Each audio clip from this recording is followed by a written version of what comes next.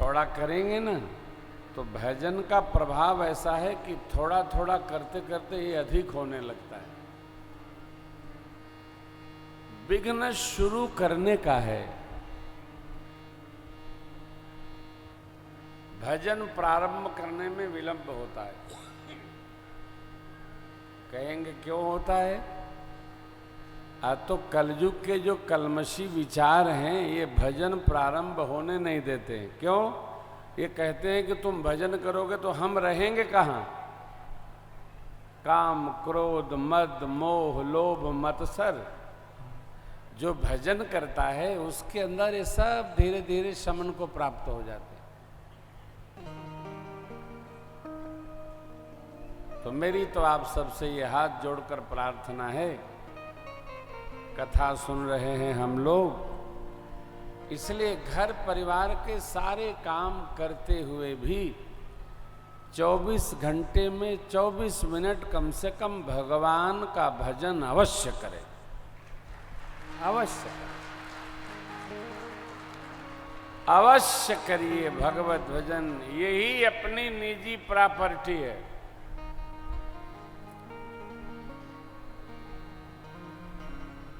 भगवत भजन संग चलेगा, हमारे सत्कर्म संग चलेंगे, हमारे द्वारा किए गए पुण्य कर्म संग चलेंगे।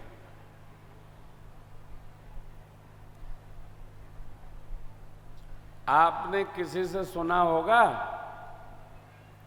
अमुक गए तो उनके घर वालों ने जितना कमाए थे सब उनके चिता पर सजा दिया था।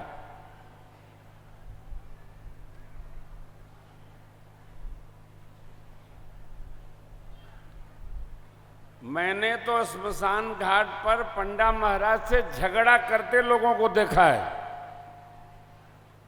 पंडा जी ने कहा दक्षिणा 11,000, अरबपति हैं आप। अधिक नहीं है।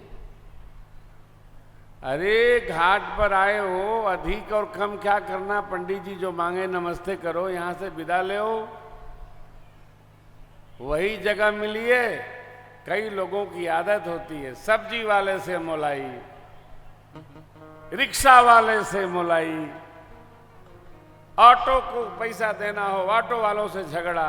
अरे भाई, तुम्हारे जीवन में भगवान ने ऐश्वर्य दिया है तो जो तुम्हारी सेवा करे उसको बोध होना चाहिए, आज जो मालिक को लाया हूं ये मालिक को भगवान ने खूब दिया है। गदगद रखो, सेवक के चेहरे पर मुस्कुराहट हो, प्रसन्न रखो, यही बचा है। बैंगन क्या भाव?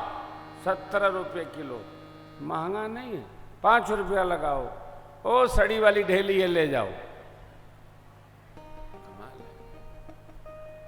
बच्चों को भी बाजार से फल खिलाना हो तो जो सबसे महंगा फल है वही खिलाने की आदत डालो, मोल न करो। पूज्य स्वामी विवेकानंद जी की जापान यात्रा का प्रसंग है। स्वामी जी यात्रा कर रहे थे, एक मैया फल बेच रही थी। सुने वहां लोग संतरा प्रेम से खाते।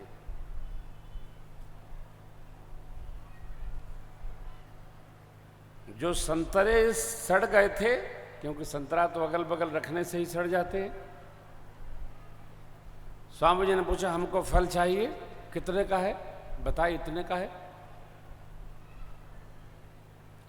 स्वामी जी अद्भुत स्वभाव था, बोले ये खाने का नहीं है, ये फेंकने का है। क्यों? ये सड़ गया है। यदि ये हमारे देश के बच्चे खाएंगे तो उनके शरीर में श्रेष्ठ कैसे आएगा, मस्तिष्क में बुद्धि कैसे आएगा? इसलिए हमारे दुकान में जो फल सड़ जाता है उसको हम फेंक देते हैं, उसको हम बिक्री नहीं करते।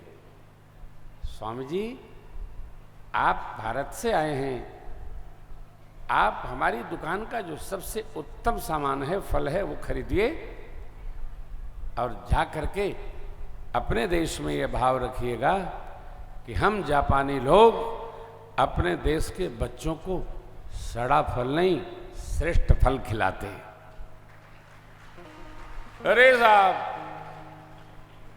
एक हम लोग हैं, एक ही ठलिया पर 14 तरह के अंगूर रख लेते। ये 5 रुपया, ये 15 रुपया, ये 50 रुपया। अच्छा वाला तो वो बताता ही नहीं है दाम, महंगा है। कब बताएगा? वो भी जब सड़ जाएगा तब बताएगा। ये हमारा स्वभाव बन गया।